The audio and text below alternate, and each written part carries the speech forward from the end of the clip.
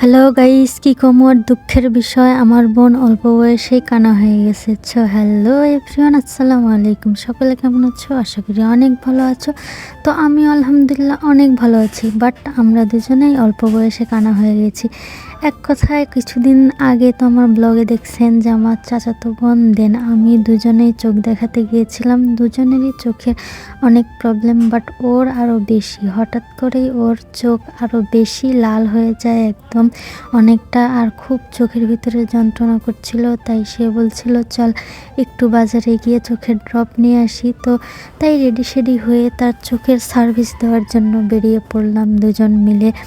রাস্তায় বেরোতেই পেয়ে গেলাম একটা ভ্যান। তো ভ্যান পাওয়ার পর রাস্তায় বেরোতেই দেখি একটু জ্যামও লেগেছিলো। তারপরে দেখতে দেখতেই চলে আসলাম আমাদের বাজারে। আর আমাদের বাসা থেকে প্রায় 1 কিলো 1.5 কিলো দূরে। তো এইদিকে দেখি যাইতে যাইতে ডাক্তার দোকান বন্ধ করে ফেলে বাসার দিকে চলে যাচ্ছিল। আমরা সেখান থেকে দুমড়ে মুচড়ে ধরে নিয়ে চলে আসলাম ডাক্তারের দোকানে।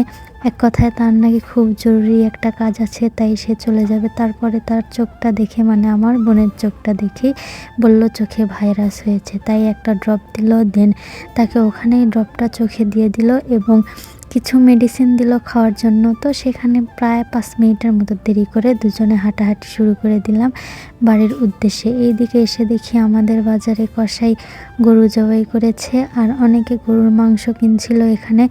আর আমরা সেগুলো দেখতে দেখতে চলে আসলাম একটা ভ্যানের কাছে। তো ভ্যানও পেয়ে গেলাম, তারপরে বাসার উদ্দেশ্যে রওনা দিয়ে দিলাম। তো এদিকে আসছিলাম আর দেখছিলাম যে আমাদের গ্রামটা অনেক জঙ্গল হয়ে গেছে আগের চাইতে। আগে অনেক পরিষ্কার পরিচ্ছন্ন ছিল, কিন্তু এখন অনেকটাই জঙ্গল হয়ে গেছে। কি আর করার, নিজের গ্রাম বদনাম তো করা যাবে না, এক কথায় সুনামি করতে হবে। তারপরেও জঙ্গল হলে আমাদের গ্রামটা আমাদের কাছে অনেক সুন্দর। তো আসছিলাম আর আমাদের পিছনে কিছু মিস্ত্রি ধাওয়া করেছিল গাইস। তো তারপরে দেখতে দেখতে চলে আসলাম আমাদের কাঙ্ক্ষিত মাদ্রাসার এখানে। তো মাদ্রাসার ওপারেই আমাদের বাড়ি। আমি এখানে এসে ভ্যান থেকে নেমে গেলাম, দেন আমার বোন বাড়িতে চলে গেল।